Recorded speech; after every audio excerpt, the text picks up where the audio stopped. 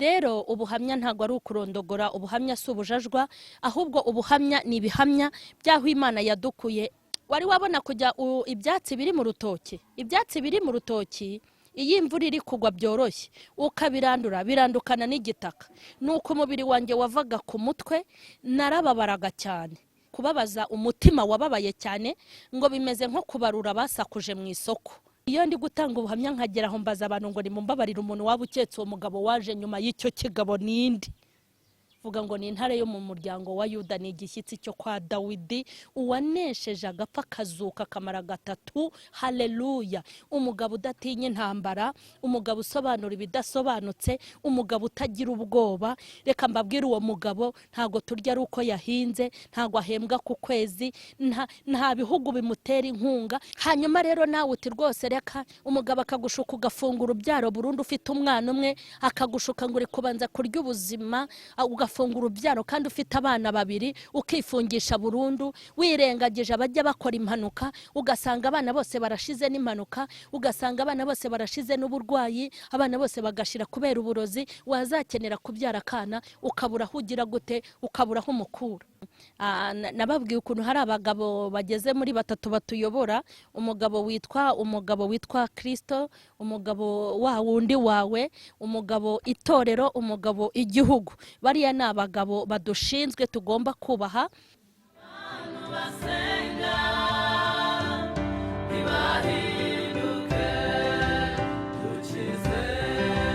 Ndabashoboje mwebwe mwese mukurikiranye Mama Sharirene Official, aho mudukurikiranira hose mu gihugu cy'u Rwanda ndetse no mu bihugu by'abaturanyi. Mana y'amahoro nibahe umugisha mwebwe abari mu bihugu bitandukanye bya Afrika, abari muri Amerika ya ruguru n'iyepfo, abari muri Europe, muri Australia no muri Asia. Imana y'amahoro nibahe umugisha. Nizere ko muguwe neza. Rero abakunzi b'ubuhamya ko mugenda mukurikirana ubuhamya, tugeze kuri episode yaho ya 7. Aha hantu rero twicaye ni kuri Deriz Hotel, nkuko mwagiye mubona amashusho, niho twicaye.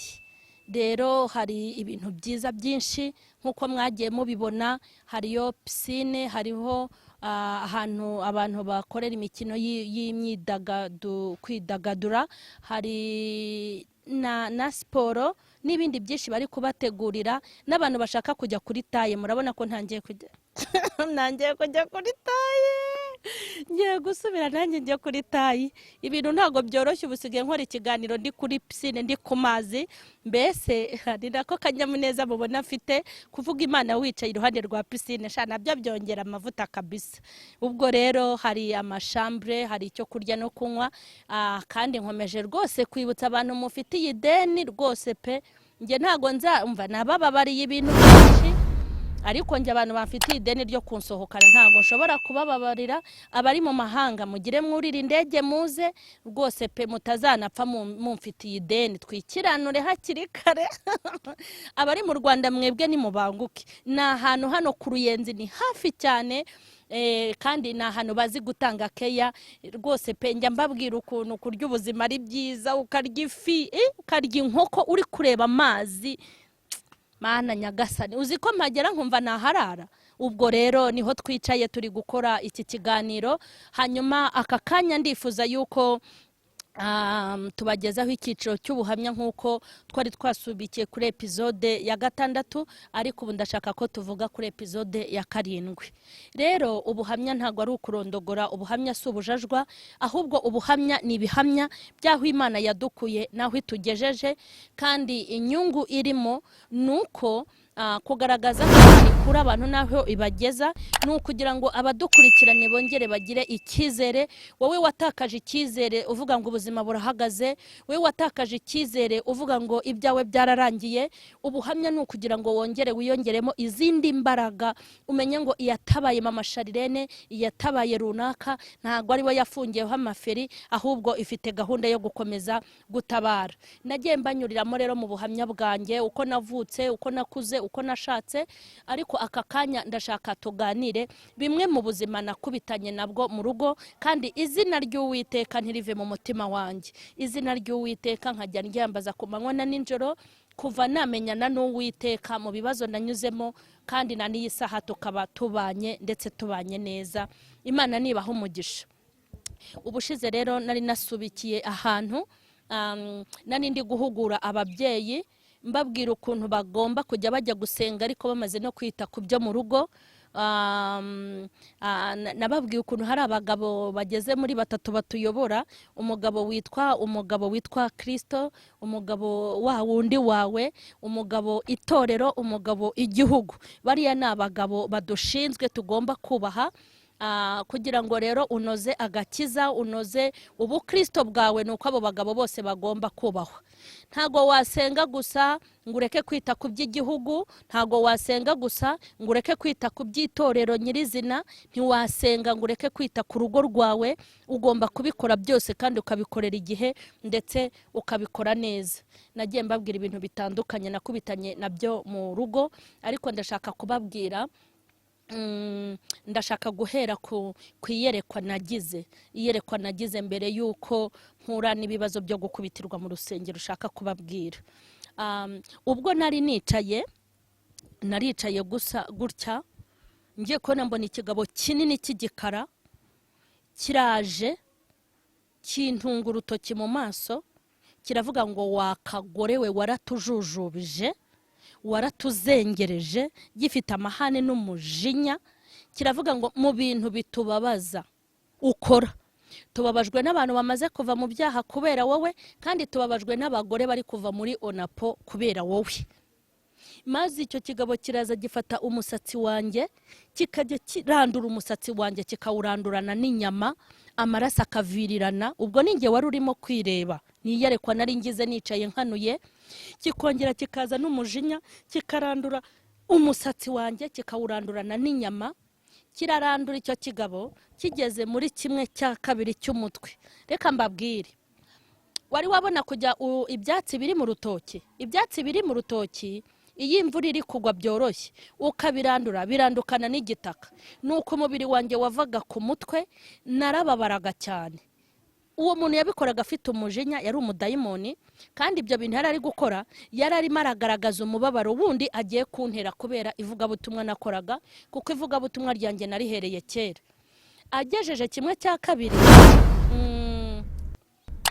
nahise mureba gutya. Ubundi reka nkubwire, nimba hari umugani uvuga ngo wirukasa umuntu cyane ukamumara ubwoba, sinzi nimba ari ukuvuga. Hari igihe nabonye stati umuntu yapostinze akantu, umuntu arimo aravuga ngo kubabaza umutima wababaye cyane ngo bimeze nko kubarura basakuje mu isoko. Kubabaza umutima wababaye cyane bimeze nko kubarura abashakuje mu isoko. Shora muntu wamunyereka namukora mu ntoki. Hari abantu benshi njya mbwira nti kubabaza umutima wa mama Sharirene nuko hagira inkoko, no guhinga muri kaburimbo, kubera ko imibabaro y'amabara yose narayibabaye. Nta jambo ushobora kumbwira riruta iryo nabwiwe, nta gikorwa kibi wankorera kiruta icyo nakorewe, nta bugome wankorera. Mbese umuntu nkorera ubugome buba bwiyongera ku bundi, umvuga amagambo aba yiyongera ku yo nabwiwe nayo numvise. Nta bintu bishobora kuza ari agashya. Hanyuma nahise ngihindukirana icyo kigabo, ndakireba cyane, nanjye narakaye. Ndangije ndamubwira ngo nzakomeza mbivuge nyine, ninabaye ikihebe. Umubabaro nari nawuciye amazi, maze kuvuga iryo jambo cyahise kincira amacandwe mu maso. Icyo kigabo kincira amacandwe mu maso hanjye hose hahita hahindana, haba godoro. Godoro murayizi, godoro ni bya bintu bakoresha kaburimbo by'umukara. Macandwe icyo kintu cyanciriye yaraje mu maso amera nka godoro, sinongera kureba, sinongera kubona, mpita mpuma mu maso hose. Amaze gukora ibyo, haleluya, nagira ngo mbabwire ngo nyuma y'umuntu hari undi, nyuma y'ikibazo hari igisubizo, nyuma y'amarira hari ibitwenge, nyuma yo gusonza hari ukurya, nyuma yo kwambara ubusa hari ukwambara, nyuma yo guhangayika hari ugutuza, nyuma yo kuba igikara hari ukuba inzobe, nyuma y'ubukode hari inzu yawe, nyuma yo kugenza ibirenge hari imodoka, nagira ngo nkubwire ngo ntago umucyo uzabaho wonyine, uzabanaho n'umwijima, umwijima uzabanaho n'umucyo. Ni ibihe bisimburana tugomba kubamo, ni ihame. Ariko nje kukubwira ngo amarira uri kurira siyo yonyine ahari hari n'ibitwenge. Hahise haza umugabo, iyo ndi gutanga ubuhamya nkagera aho mbaza abantu ngo nimumbabarire umuntu waba uketse uwo mugabo waje nyuma y'icyo kigabo nindi. Vuga ngo ni intare yo mu muryango wa Yuda, ni igishyitsi cyo kwa Dawidi, uwanesheje agapfa kazuka kamara gatatu. Haleluya! Umugabo udatinya intambara, umugabo usobanura ibidasobanutse, umugabo utagira ubwoba. Reka mbabwire uwo mugabo ntago turya ari uko yahinze, ntago ahembwa ku kwezi, nta bihugu bimutera inkunga. Ni umugabo ufite ikigega cyitwa kwigira, kandi icyo kigega cyabayeho isi itarabaho. Uwo niwe mugabo urambura ikiganza agahaza ibyaremwe, yarambuye ikiganza haza abapfakazi n'imfubyi. Abantu muri we bose ababa muri we baragashize kandi barasosorotse. Imana nihabwa icyubahiro. Amaze kuza dore ikintu yakoze, Imana ishimwe. Yazanye agasahane kariho umuti n'ipamba.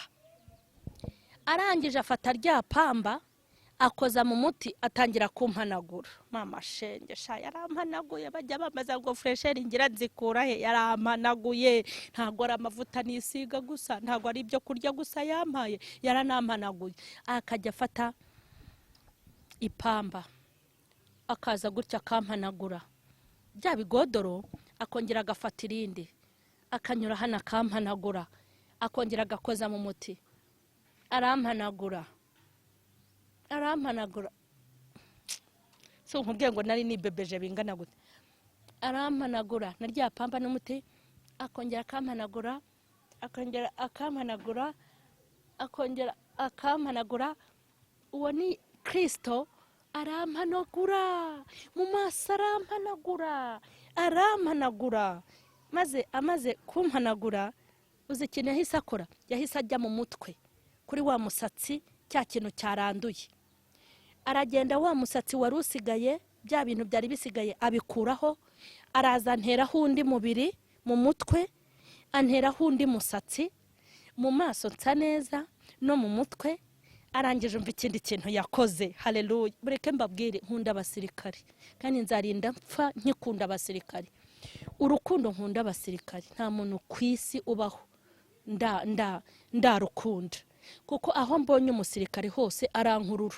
Umusirikare wambaye uniform ndamubona nkagira emotion. Nibo abantu bankurura bagakurura amaranga mutima yanjye, nkumva mbabitsa ahandi hantu mu cyumba cy'umutima wanjye. Umva ibintu byakurikiyeho. Uwo mugabo witwa Afande Jesus niko njya mwita, yahise azana imyenda ya gisirikari. Ariko azana imyenda y'abasirikare bakuru witonde, babandi umuntu anyuraho besi abantu bakagira gutya vuba. Murabaza ariko azana iyo myambaro, ampa ipantaro ngo ni nambare, mba nkubisemo. Ampa ishati mba ndambaye ndatebeje. Arangije ampa umukandara ndafunga. Ampa ingofero, kumwe bayihengeka turayihengeka. Arangije azana amanyenyeri, ankubitaho hano reka mbabwire amanyenyeri. Arangije azana inkweto za gisirikare, nazo ndazambara. Arangije azana pisto. Imana ihabwa icyubahiro. Abakubise abarayimpaye nkubita hahandi bagashyira. Arakano ujye ugenda gacasha, arakano batwara abantu nyine babifitiye uburenganzira. Nanjye barakampaye mba nkubise hano.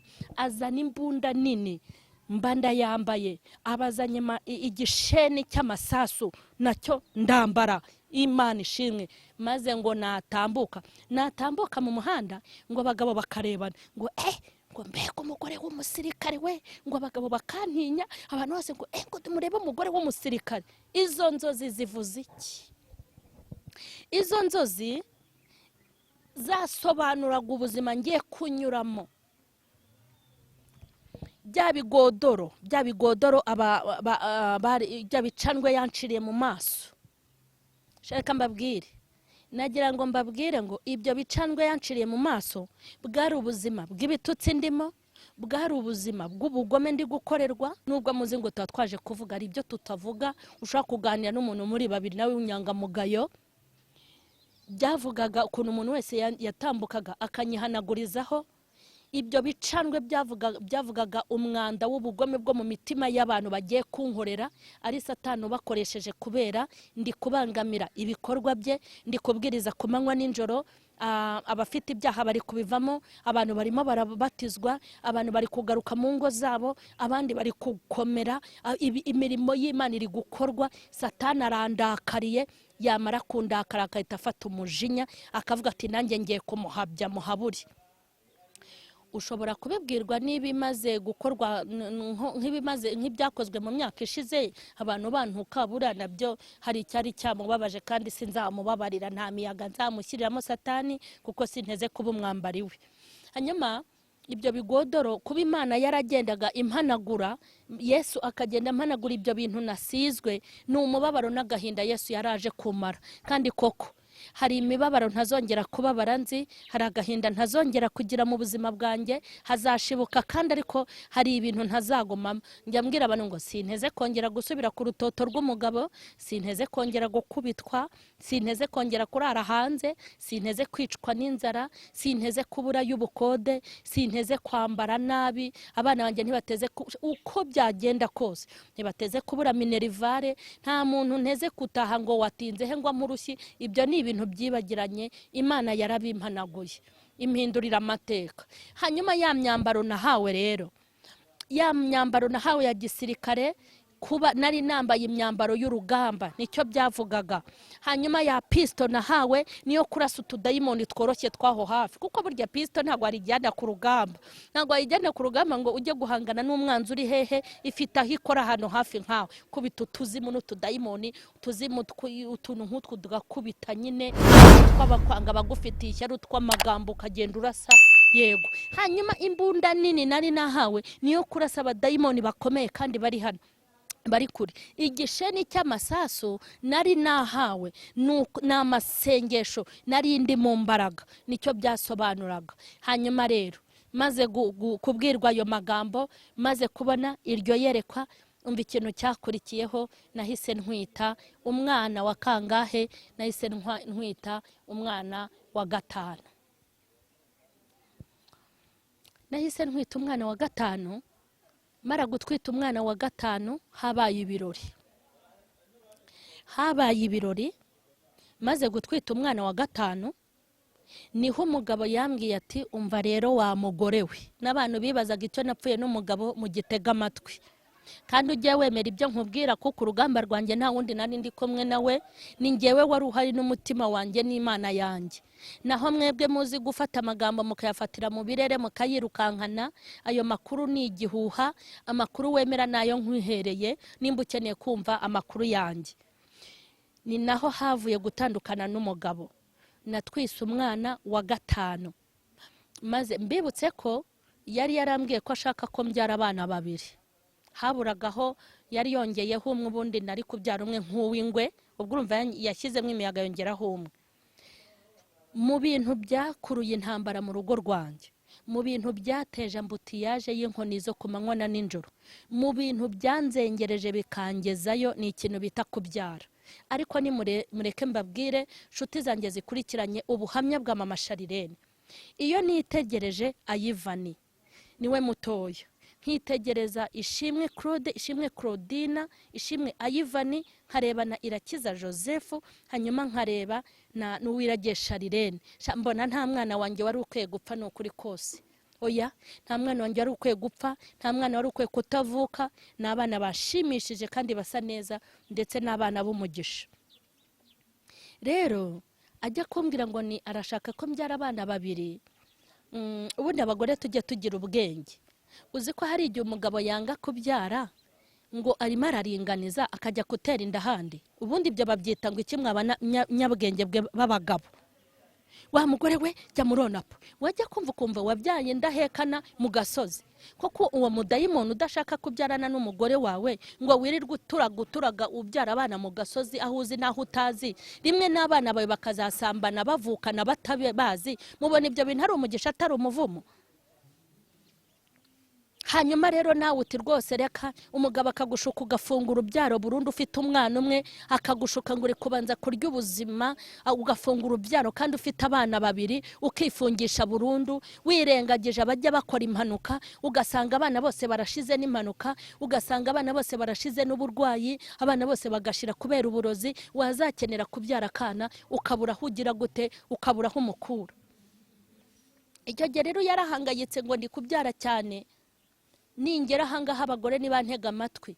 Hari ikintu kibabaza umutima wanjye, kuba umugore ashobora kwicara ngo Yesu azabarera akabyara abana benshi ariko kubarera bikamunanira, akaba uwa mbere watonze mu kagari akamituwere z'ubuntu, akaba uwa mbere watonze muri kwa pasiteri ngo abana bamunaniye. Ngendagira ngo mbwira abarokore ngo nimugire ubwenge, leta nibabwira ngo nimubyara abo mushoboye, hanyuma ukabarenza ukabyara budashoboye, ejo ukajya kunigana na gitifu ngo nagire gute, ngo naguhe mituwere, ngo inzara irakutwishe, ngo iyi leta tugiye kuyipfiraho, leta yirirwa ikubwira kubyara bakeya ukanga, hanyuma wanabarenza uvuga ngo ni Imana izabarera ukajya gutera, wajya utonda ukajya kubaza Imana.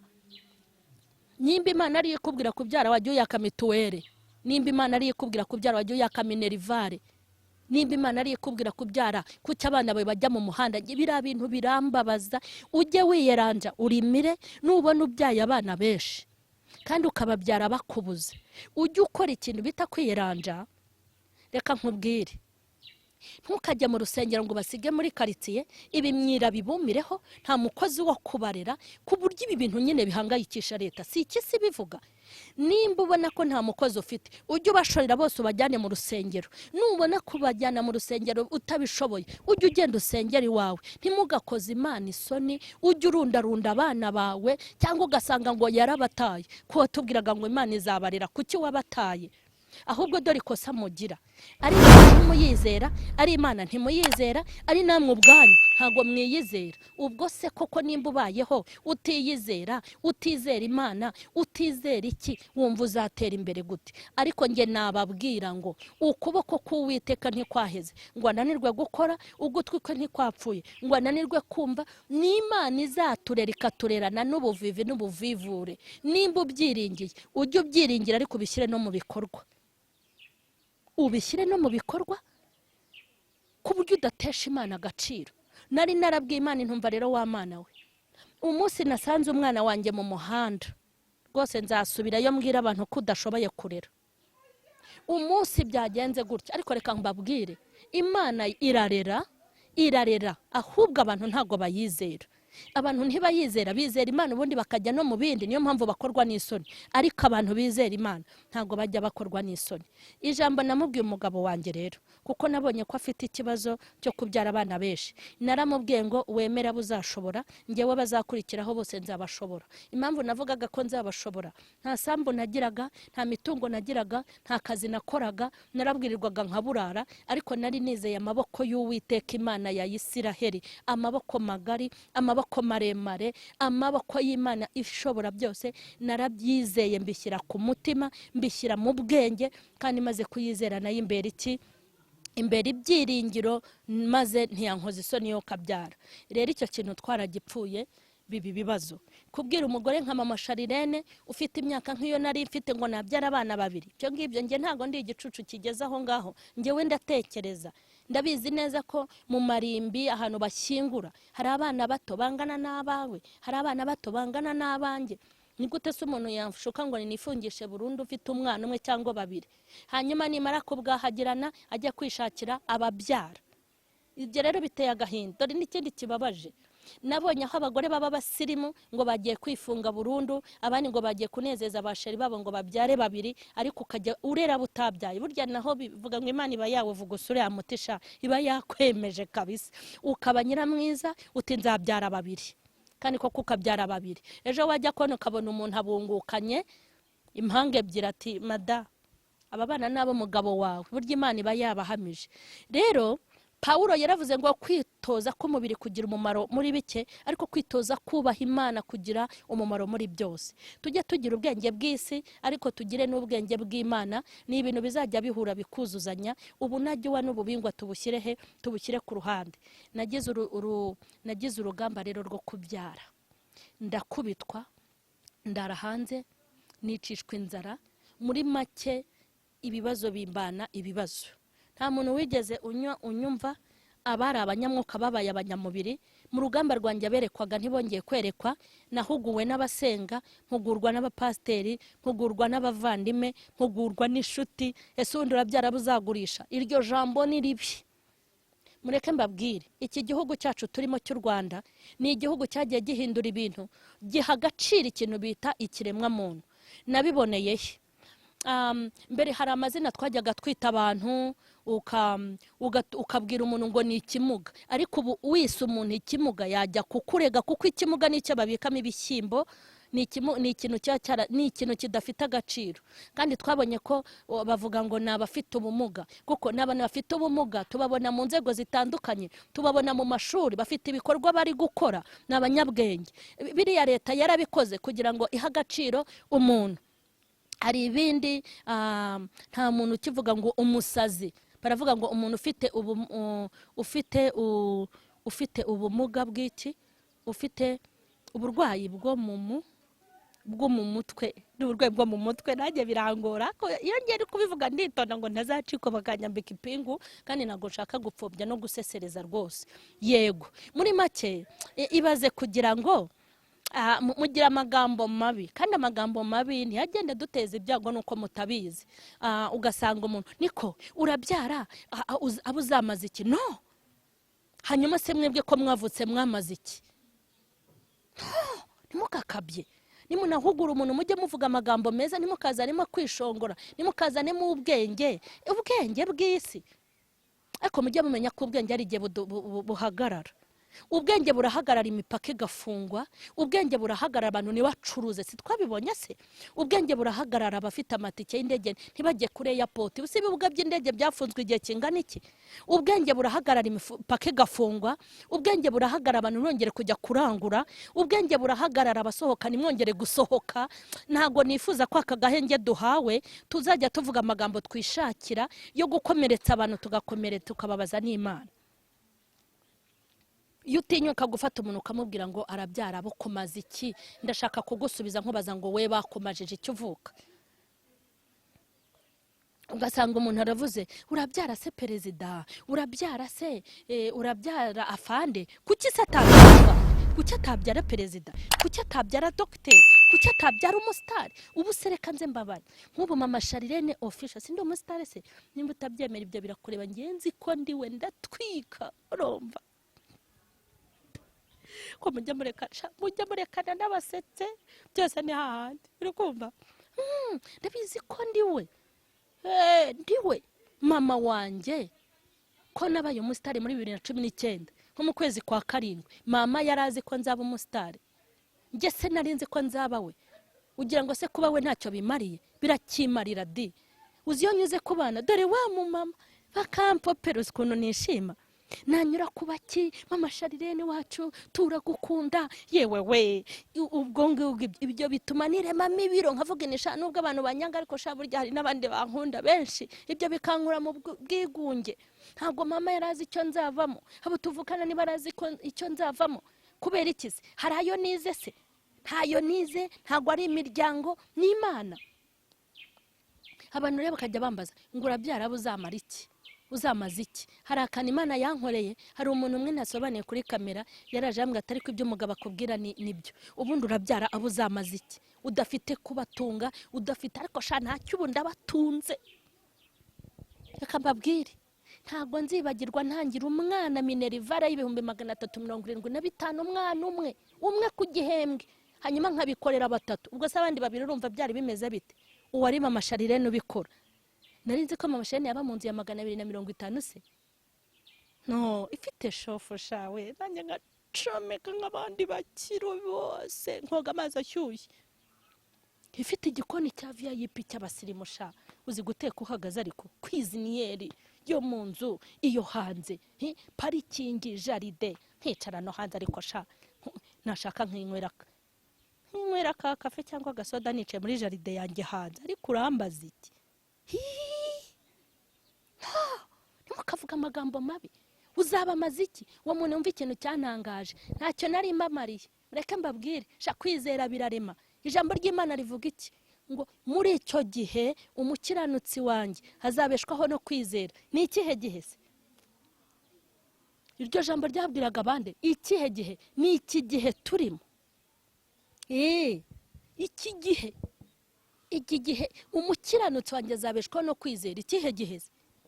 Igihe umugabo areba abana yabyaye abona ukuntu ari umushomeri ntacyo bamariye, agahita afata utwenda akajyana uwo yambaye n'inkweto na bogisi akabaciyeho ataye urubyaro rwe. Ni iki gihe Bibiliya yavugaga. Ikihe gihe? Igihe umugore atwita yakumva ngo aratwite byonyine agahita arwara umutima, ugasanga wazamutse peritasiyo ukajya ngo atwite ipusi. Ni iki gihe Bibiliya yavugaga ngo muri iki gihe umukiranutsi wanjye azabeshwaho no kwizera. Ariko uzi umuntu utwita agahita arwara toroma, ukagira ngo wowe bajya kumubyara ntibamutwise. Banga kubyara mugakunda ibintu.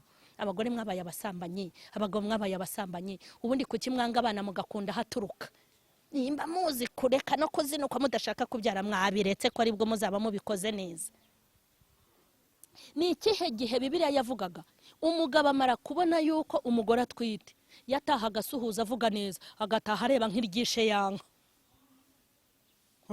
kandi ari we wayimuteye. Vuga ngo harahiye, Imana nidutabare hatarakongoka. Mu kihe gihe? Igihe umwana yicara akavuga ngo kugira ababyeyi no kutabagira byose ni kimwe. Kubera iki? Mama yagiye gukinize, papa ajya gukinize, abana babifubyi kandi bafite se na nyina. Ni iki gihe Bibiliya yavugaga. Ikihe gihe se? Igihe nyine ibicuruzwa biri kwiyongera. Umva nawe ubwo se ntubyumva. Ngeyo ngeze hambwira abantu ngo ibirayi byagura 1000, umuceri wagura 5, n'ubundi ngiye namenyereye kurya bihenze wamfura we. Nukuri ndakurahiye. Ifu y'ubugari igura amafaranga 30, sinaburyaga. Nyakuye he? Vuga ngo nari umukene. Ibirayi bigura 50, narabwirirwaga nkaburara. Isukari igura 100, narabwirirwaga nkaburara. None se nkubeshye? Inzu zitarahenda mu bukode nabaga mu manegeka. Imana ya reka rero aha ndashaka guhugura abantu basenga Imana zihaha ibya make, ngo nimuve ku Mana ihaha ibya make.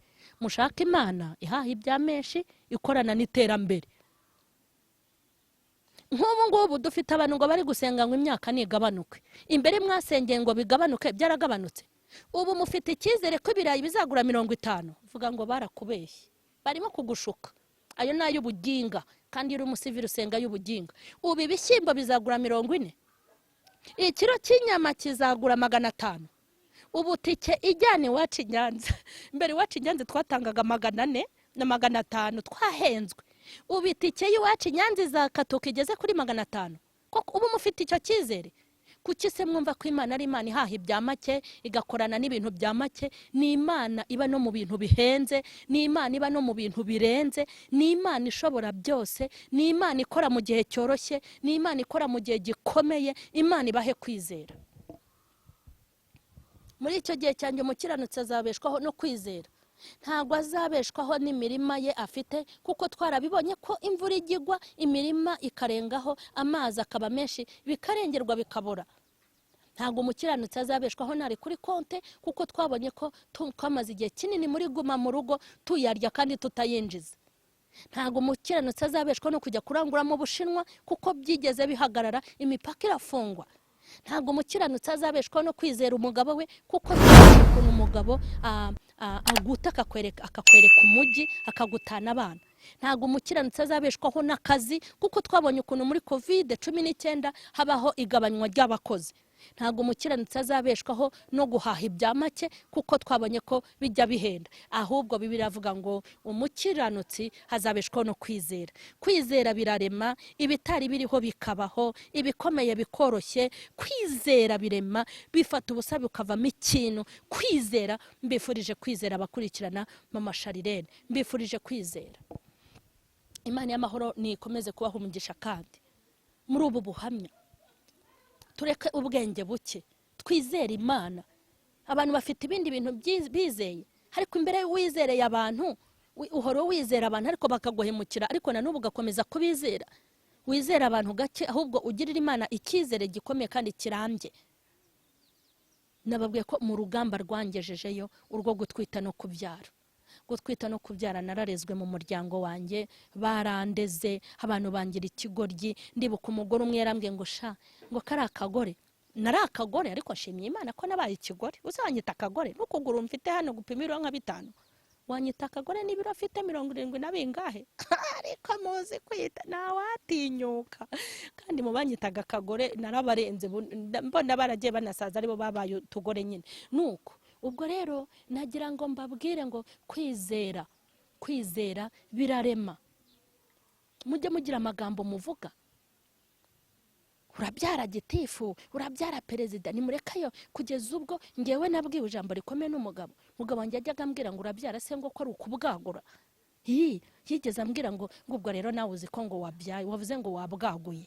Icyo jambo naribwe n'umugabo twabyaranye 5, ngo ndabwagura. Niho isi igeze, umuntu aratwita. Hari ukuntu, ariko rero mujye mureka guhinda mu nzu y'Imana. Umuntu arabyara umwana wa mbere bagahita bashaka ibiki ngo bagiye gushima Imana, bakaza mu rusengero turashima Imana yaduhaye umwana w'umukobwa, bakajya mu gitabo kumushakirayo amazina. Yabyara uwa 2 agasubirayo, yabyara uwa 3 agasubirayo, uwa 4.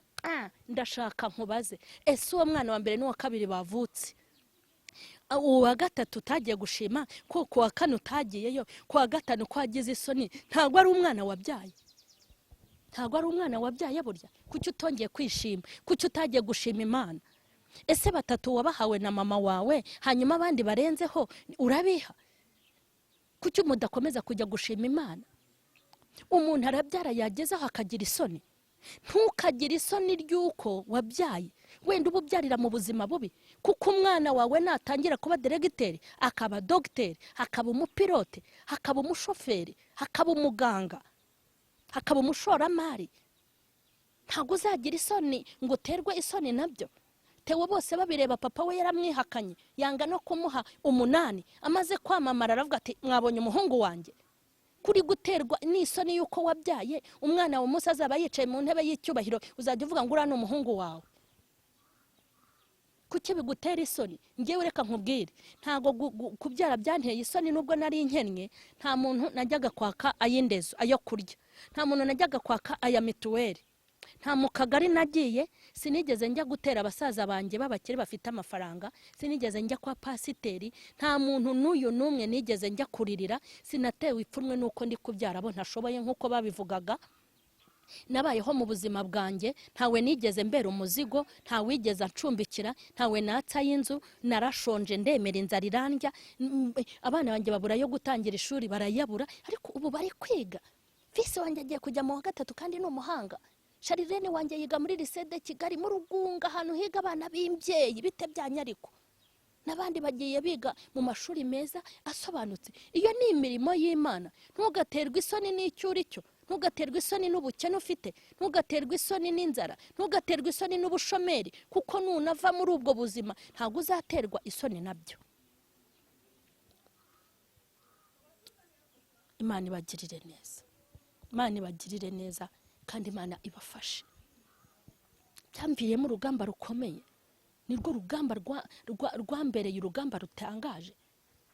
Maze kubona nambaye imyenda y'abasirikare, maze kubona afite intwaro, ubwo rero maze gutwita, umugabo amenye ko ntwita umwana wa 5. Umva ijambo yambwiye, yarambwiye ngo wongeye gutwita narakubujije.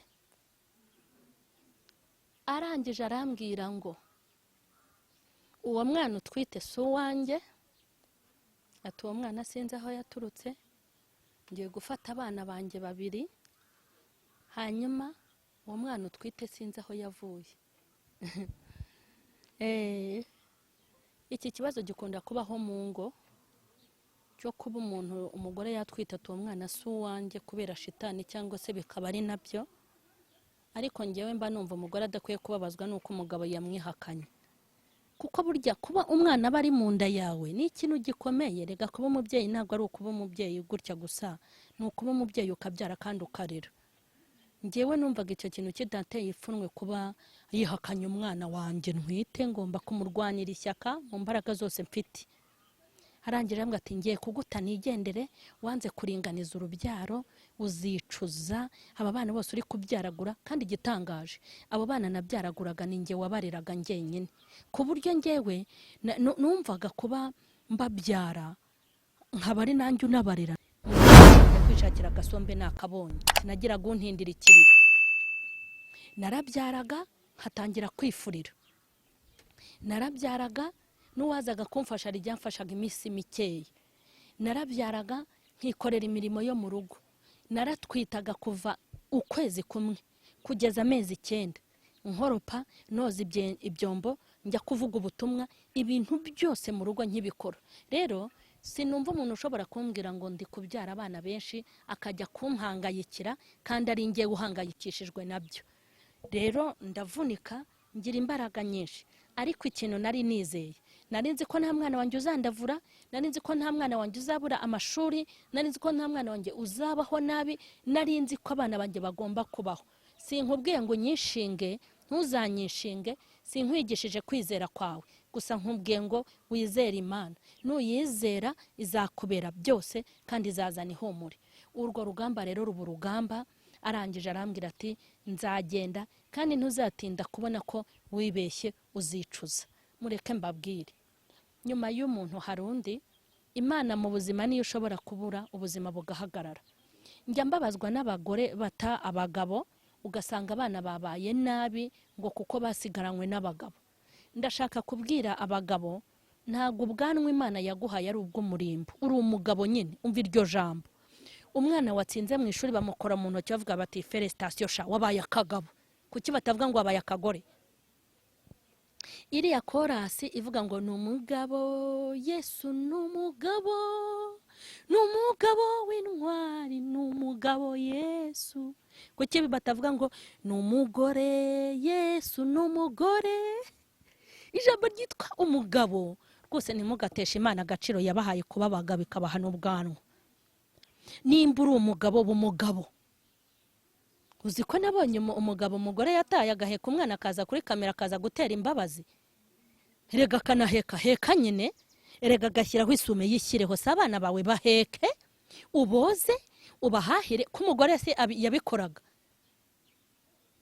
Ugasanga abantu baje gutera impuhwe kuri kamera ngo nabagabo ngo abagore babataye. Kusha birababaje kuba utapfa ko n'umugore kuri kamera umugabo yataye akaza gutera impuhwe, ariko ukajya ko n'umugabo wagize ubwoba watinye kurera. No, ukabona umugore aragutaye uri umugabo, uhise ushaka undi mugore, abana bawe bagata agaciro bakandavura, ukirengagiza ko abo bana uri gutesha agaciro ariyo maboko yawe y'ejo bundi. Niko kabanda uzicumba mu minsi amenyo azaba yagushiranye, uzaba utakibona, uzaba utakigenda aho wijyanye, ahubwo ugenda aho wajyanywe. Umubyeyi umugabo aramutaye, ubuzima ngo bugahita buhagarara, abana bakaba mayibobo, abana akajya kubacumbikisha, abana akabajugunya. Hari n'abigira abakobwa, hari n'abigira inkumi, ntamenye iyo umwana yaraye, ntamenye iyo umwana yiriwe. Turi kugenda tubona ibibazo biri guterwa no gufata abana bakarerwa na ba mukase. Simvuze ko ba mukase ari babi, kuko ari na ba mukadata baruta ababyeyi. Ariko burya nutarera umwana wawe maze ye baba data we, maze umugabo akabaho atarareza abana be, umugore akabaho atarareza abana be, abana bakarererwa mu miryango cyangwa bakirera, maze mu gihe cy'ubukwe mu kanyonyomba ngo muje gutega imitwe ngo babambike ingofero. Nge ntayo nakwambika, cyokora nagiye mu mavuta no mu mwuka nakubabarira kuko ndi umurokore, nti ntacyo uri data, reka nkubabarire nkayikwambika. Ariko ni gute utega umutwe ngo bakwambike ingofero y'ababyeyi bareza abana uzi kutabareza? Kajya gukwedura umujosi ngo bamuhaye inkwano zingahe, ngo mwana no wanjye kubera iki ntacyo bampaye. No, ntacyo baguhaye. Kubyara se umuntu akajugunya hari wabyananira?